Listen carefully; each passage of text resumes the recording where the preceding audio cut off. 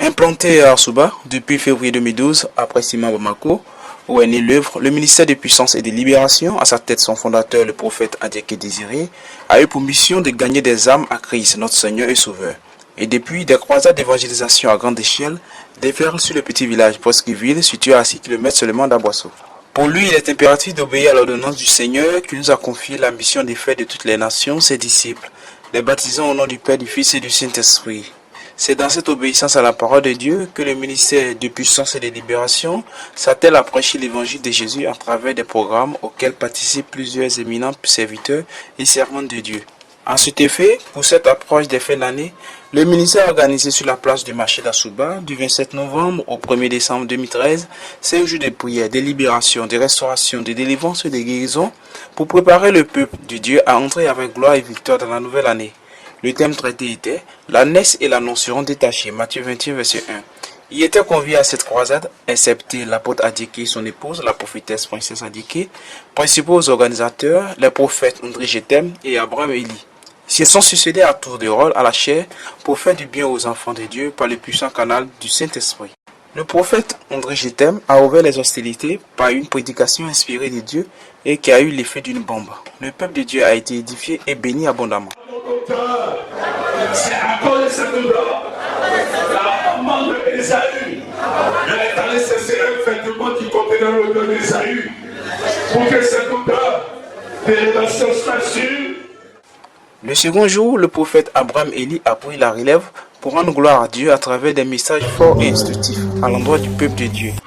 Parce que quelque chose de grand va s'accomplir dans ta vie au nom de Jésus. Je dis la puissance de Dieu va fortement à toi.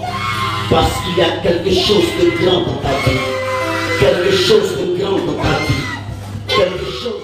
Le troisième jour, le prophète André Jetem a encore entretenu les enfants de Dieu sur le thème cité plus haut, comme d'ailleurs pour la plupart des serviteurs conviés à cette croisade. Il a développé le thème pour favoriser une approche spirituelle bien plus nette et compréhensible pour le peuple. De son histoire. Mais je veux te dire, dans le menu de cette fin d'année pour les sorciers de ta famille, le prix qui est affiché devant toi, ça coûte extrêmement cher. Les sorciers n'ont pas l'argent pour te payer, pour te manger. Cette fin d'année, c'est la révélation sur le tutoriel. Les serviteurs de Dieu se succédaient ainsi selon le programme préétabli. Durant toute cette croisade jusqu'à l'apothéose, des miracles et des délivrances se produisaient. Aussi des révélations prophétiques et des guérisons spirituelles, ajoutées au chaos ambiant, démontraient et témoignaient en même temps de la grande puissance incontestable du Saint-Esprit. Comme le vent, nul ne peut le contrôler, nul ne peut savoir d'où il vient et où il va. Telle est la manifestation de l'Esprit du Seigneur. De nouvelles âmes ont ensuite été gagnées à Christ. Même les spectateurs en orbite, en majorité désintéressés, restaient stupéfiés devant de tels phénomènes qui dépassent l'entendement humain. Et choses étranges, ont-ils reçu de la part de Dieu, notre Seigneur, des bénédictions et la grâce infinie, pour dire simplement que Dieu aime tout le monde sans exception aucune. La leçon à retenir s'adresse à 3 catégories de personnes. La première à ceux qui n'ont pas encore fait la paix avec Dieu. Il est temps de tisser une alliance avec lui pour que vous soyez saints et irréprochables, car Jésus revient bientôt. Les temps sont mauvais, les signes précurseurs de son retour sont visibles. Il vous tend la main, saisissez-la. Je me tiens à la porte, je frappe, si quelqu'un entend ma voix et qui me laisse entrer, je souperai avec lui et lui avec moi, dit le Seigneur. À la troisième catégorie de personnes, il s'agit de ceux qui sont dans le Seigneur, de faire attention à leur vie, car le diable rôde comme un lion affamé, cherchant qui dévorer. Aimez la présence de Dieu, aimez-vous les uns les autres comme moi je vous ai aimé, dit le Seigneur. Soyez humbles et solidaires. Et enfin, la troisième catégorie concerne les hommes de Dieu, apôtres, missionnaires, prophètes, pasteurs, etc. Vous qui êtes impliqués entièrement dans l'œuvre merveilleuse du Seigneur, soyez conscients des efforts sans cesse et sans relâche que fait le diable pour briser vos ministères.